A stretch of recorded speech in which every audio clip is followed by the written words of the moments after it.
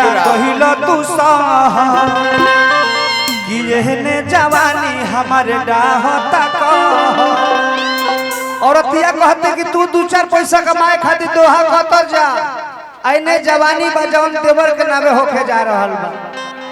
कि नाता तुहर निभोले ला भरावा से होला भरावा ए जी। हेलो वाह हमारा उ दिन याद बे मीडिया वाला भाई लोग ओ घरी बाल सुरी छोटा छोटा रहलो गुरुजी के दरवाजा पर गई रहनी गुरुआइन कहली के ना भगब पढ़बो लिखबो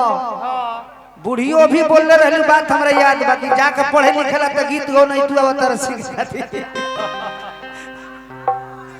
ये हमारा भतीज हेलो पवन पंकज भाई की ओर से लाखों प्यार पंकज बाबू। पंकज बाबा बड़ी मान सम्मान देले बाबा के स्वागत अभिनंदन बा। और कहे के भाव बा कि नाता तुहर निभोले ला भरावा से होला भरावा से कि जदी आई बना बलम तू बहारावा से हई दिला वाला गाले बदवारा बाबा मेरे देवर से कम नहीं खिलावा ना ना हम तो पुरान धर्मेंद्र हो गए। अब कि रुपिया कमाए पिया कहिलो तू सह एहने जवानी हमर डाहता कह। नाता तुहर निभोले ला भरावा से होला भरावा से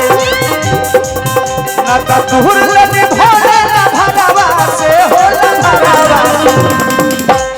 हमारे छोटन मनीष मिश्रा गीतकार छोटन बाबा पहुंचल बड़े मनीष रोहतासी जी कहे के भाव बाका जब जइब ना बोलो मत बहारावा से ततिला वाला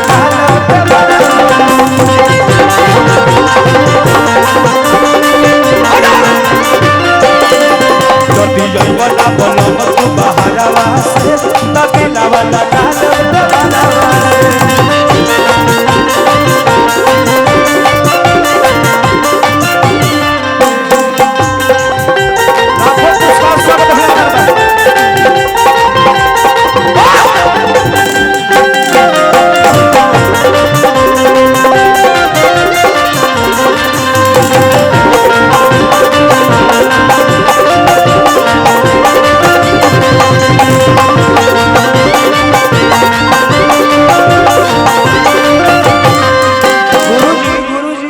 रविंदर यादव पहलवान जी के बेटा हो फौज में बा। रविंदर बाबू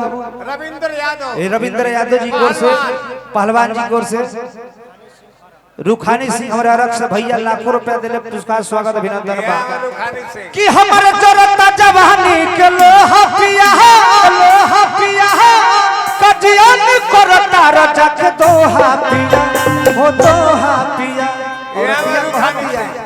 कि हमर जरता जवानी के लोहा पिया कजियन करता रजक दोहा पिया हो दोहा पिया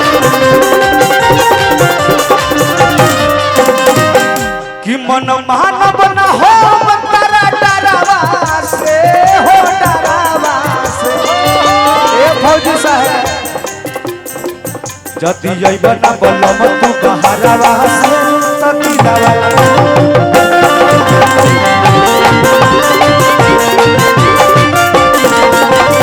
जति जइब ना बोलम तू बहारावा से तति दावा लगा दे बहारावा से